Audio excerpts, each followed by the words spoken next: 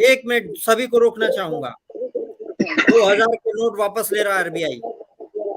RBI 2000 के note वापस ले रहा है, हालांकि ये जो 2000 के नोट है वो चलते रहेंगे, 30 सितंबर तक जमा कराने हैं। बड़ी खबर आ गई है। 2000 के नोट पहले से चला आ रहा था। ये जो हमारे दर्शक देख रहे हैं उनके लिए थोड़ा झटका होगा, क्योंकि हम स्विच कर रहे हैं।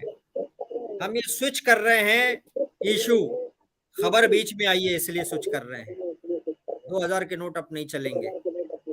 जिसने ढेरी लगाया है 2000 के नोट, उसको बदलने का मौका मिल रहा है। 30 सितंबर 2023 तक मौका मिलेगा। आरबीआई ने आज ये घोषणा की है। ₹2000 note will continue to be legal tender. Legal tender होता रहेगा, ये इसका मतलब ये है कि चलते रहेंगे।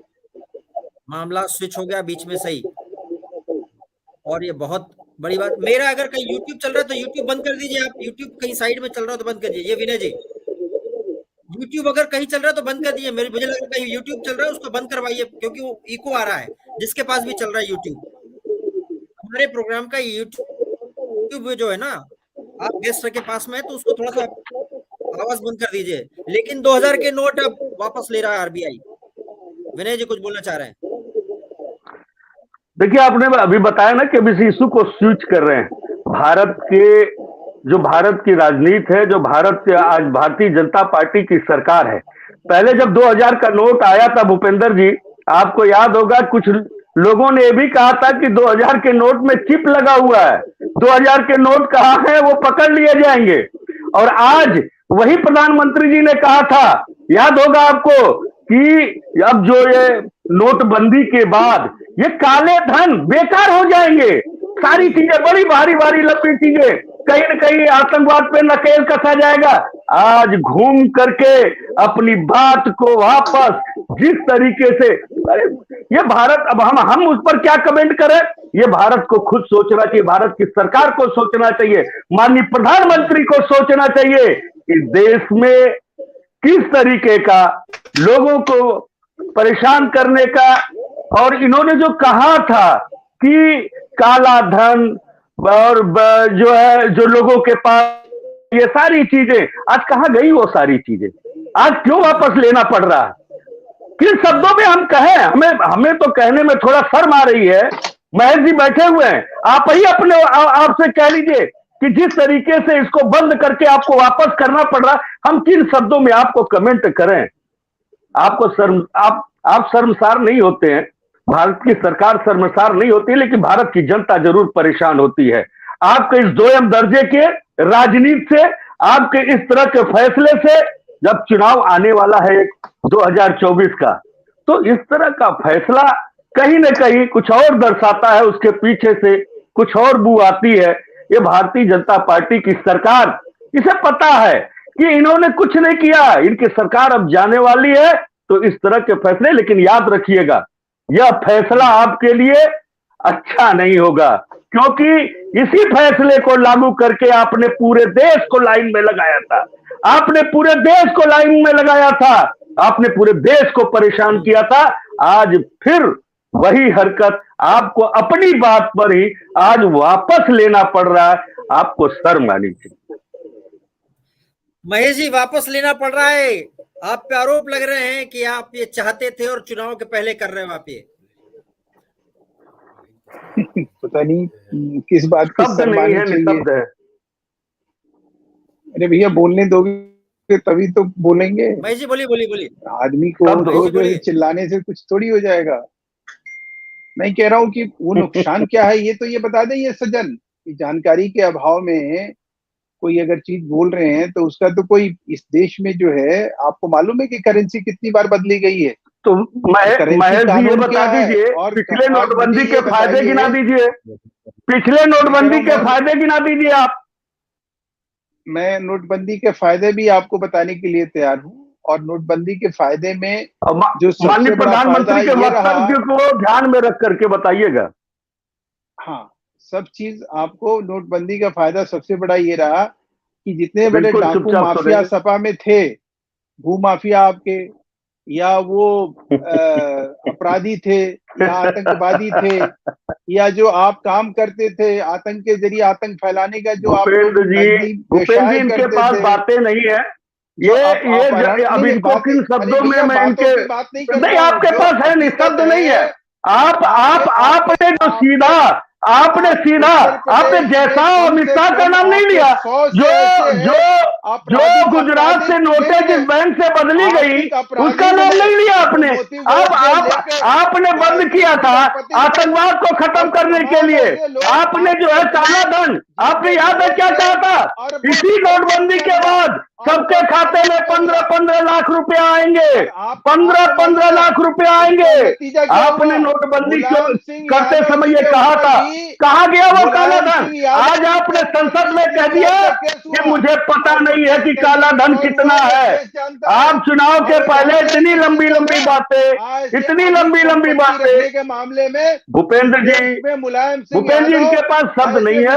ये झूठ के पाठशाला के झूठे विद्यार्थी है, दर्ज किया। इनके पास स्क्रिप्ट नहीं, आपने स्विच कर दिया ना एक बार, इसलिए इनके पास झूठ के पाठशाला से कोई स्क्रिप्ट मिल नहीं पाया है, ये बता नहीं पाएंगे। ये डिबेट से पहले झूठ के पाठशाला का स्क्रिप्ट लेकर के चलते हैं। एक मिनट, मैं इस बारे में क्षमा चाहूंगा आप दोनों से कि हमने स्विच किया, लेकिन स्विच इसलिए किया कि अचानक ब्रेकिंग आई है। स्क्रिप्ट नहीं है सर इनके पास उसका। प्रोग्राम हम कुछ और चला रहे थे, सर्टिफिकेट बांट रहे हैं आप।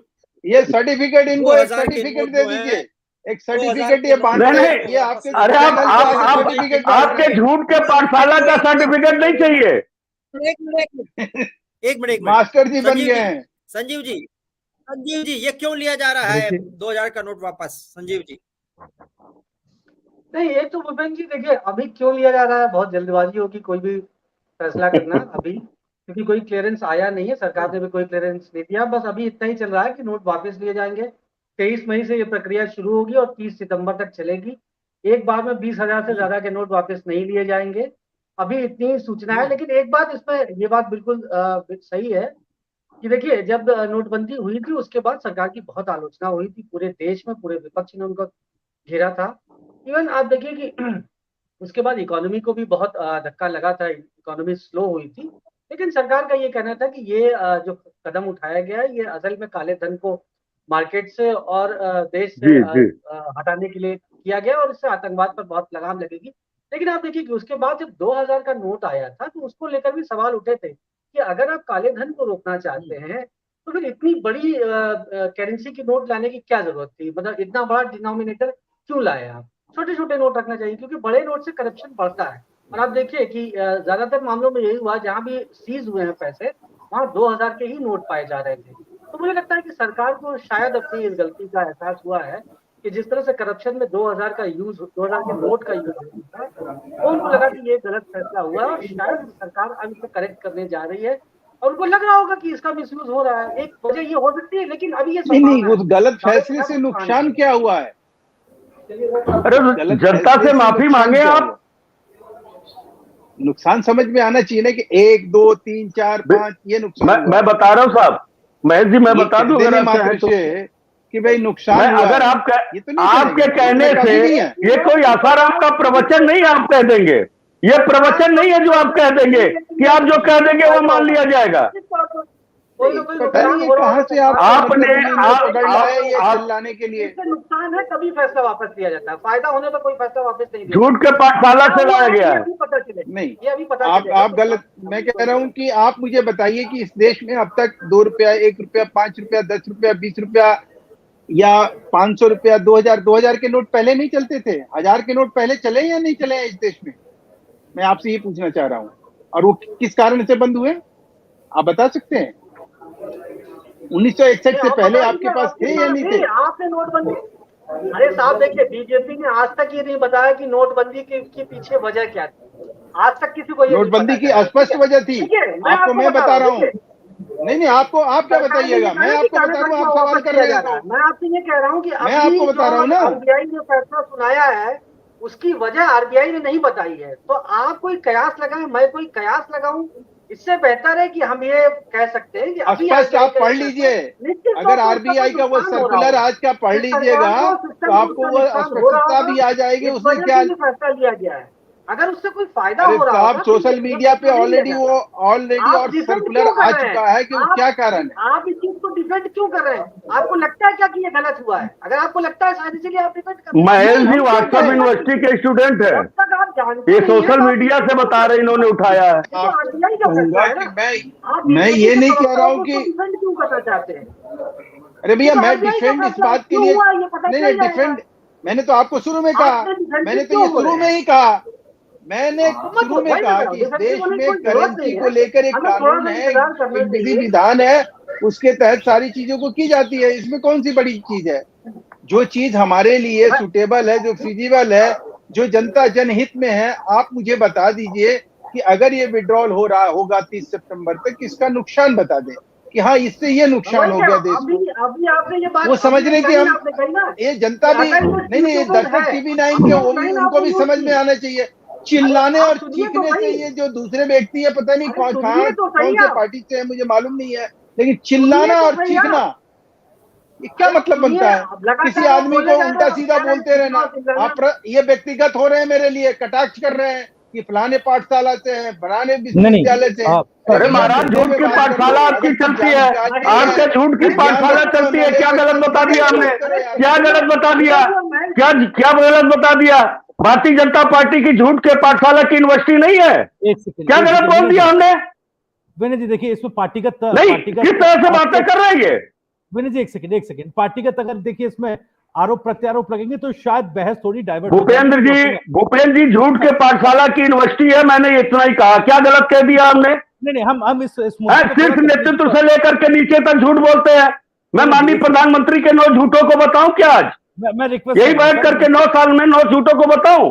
नहीं देखिए इस पूरी खबर का, ये जो खबर आई है सर, देश के लिए बहुत महत्वपूर्ण खबर है और इसके हर एक तकनीकी पहलू को समझ लेना हर व्यक्ति के लिए, जो देखिए ये चर्चा देख रहा है, उसको कम से कम हम इस पैनल से जरूर ये उम्मीद होगी कि इसके चाहे अच्छे पहलू हो चाहे बुरे पहलू हो, अगर उसको समझ में आए तो उसको तकनीकी तौर पर थोड़ा फायदा जरूर मिलेगा।